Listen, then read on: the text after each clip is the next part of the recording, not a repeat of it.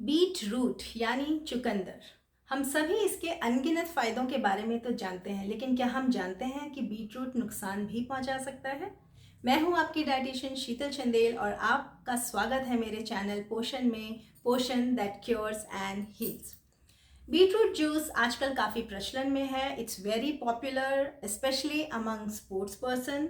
Athletes ज़्यादा favour करते हैं, ऑलमोस्ट डेली बेसिस पे इसको रेगुलरली कंज्यूम करते हैं जस्ट बिकॉज ये उनके अंदर ऑक्सीडेटिव स्ट्रेस को कम करता है, उनकी टॉलरेंस बढ़ाता है टूवर्ड्स हाई इंटेंसिटी एक्सरसाइज और उनको एंड्योरेंस भी देता है। इन जनरल डायबिटिक्स के लिए भी अच्छा है, हाइपरटेंसिव पेशेंट्स के लिए अच्छा है, मेनोपॉजल वीमेन के लिए अच्छा है और कार्डियोवैस्कुलर डिजीज में भी काफ़ी कारगर है। लेकिन एथलीट्स भी ये नहीं जानते कि उनके लिए रेगुलर कंज्यूम करना बीट रूट जूस काफ़ी हार्मफुल हो सकता है। कैसे? एक बॉटल बीट रूट जूस की जो 70 ml की होती है उसमें ऑलमोस्ट 400 मिलीग्राम्स नाइट्रेट्स प्रेजेंट होता है। तो नाइट्रेट एक ऐसा कंपाउंड है जो बीट रूट में या बीट रूट जूस में प्रचुर मात्रा में एक्सेसिव अमाउंट्स में प्रेजेंट होता है। ऑल्दो नाइट्रेट्स बाय इटसेल्फ तो हार्मफुल नहीं है, लेकिन ये कुछ ऐसे बायोकेमिकल पाथवेज से गुजरता है और बॉडी में कुछ ऐसे कंपाउंड्स बनाता है जो कंपाउंड्स रिएक्टिव होते हैं और हमारी बॉडी में ऑक्सीडेटिव स्ट्रेस को बढ़ाते हैं। बीट रूट अगर एज अ वेजिटेबल खाया जाए तो वो ज़्यादा हार्मफुल नहीं होता, बट अगर बीट रूट का जूस कंज्यूम करते हैं तो वो कॉन्सेंट्रेटेड अमाउंट्स में होता है।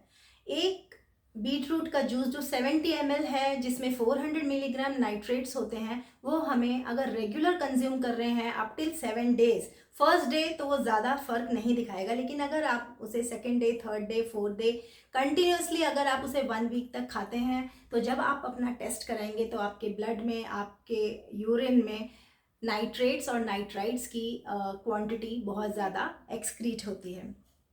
अब ये नाइट्रेट्स करते क्या है? नाइट्रेट्स हमारी बॉडी में नाइट्रिक ऑक्साइड बनाता है। नाइट्रिक ऑक्साइड वैसे काफ़ी यूज़फुल होता है क्योंकि हमारे ब्लड में ब्लड फ्लो को रेगुलेट करता है और हमारे मस्कुलर कॉन्ट्रैक्टिलिटी को इम्प्रूव करता है, तो इसके काफ़ी सारे फ़ायदे होते हैं।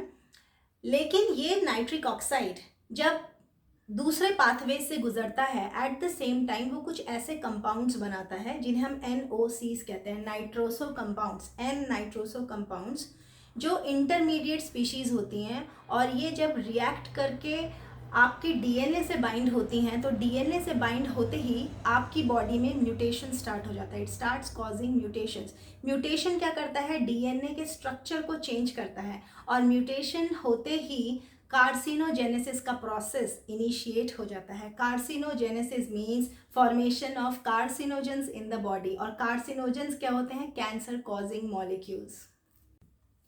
ये जो NOCs फॉर्म होते हैं आपकी बॉडी में, ये ज़्यादातर गैस्ट्रोइंटेस्टिनल, ब्लैडर और ईसोफेगस कैंसर कॉज करते हैं। यहाँ तक कि आपकी ड्रिंकिंग वाटर में भी अगर नाइट्रेट्स की क्वांटिटी हाई है तो भी गैस्ट्रिक कैंसर होने का खतरा हो सकता है।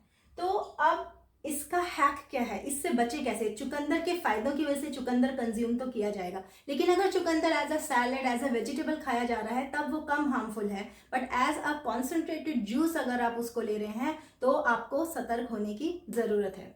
अब इसका एक हैक है कि अगर जब भी आप बीट रूट कंज्यूम कर रहे हैं या उसका जूस ले रहे हैं तो आप विटामिन सी ज़रूर इंक्लूड करें अपनी डाइट में। तो अगर आपने जूस लिया है तो जूस में आप हाफ लेमन या 1 लेमन स्क्वीज करके पी सकते हैं।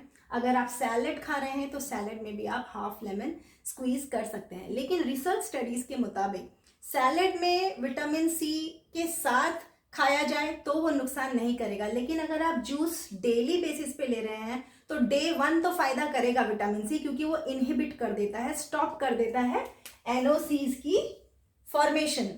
लेकिन कंसिक्यूटिव डेज में ये विटामिन सी बिल्कुल काम नहीं करता। It stops working, it does not inhibit, nitroso compounds को बनना स्टॉप नहीं कर सकता। तो इसीलिए जब भी आप कोई सप्लीमेंट ले रहे हैं बीट रूट का या आप कोई भी कॉन्सेंट्रेटेड जूस पी रहे हैं बीट रूट का डेली बेसिस पे, please do not forget to check with your trainer और health coach whether or not to consume beetroot juice on daily basis. Thank you.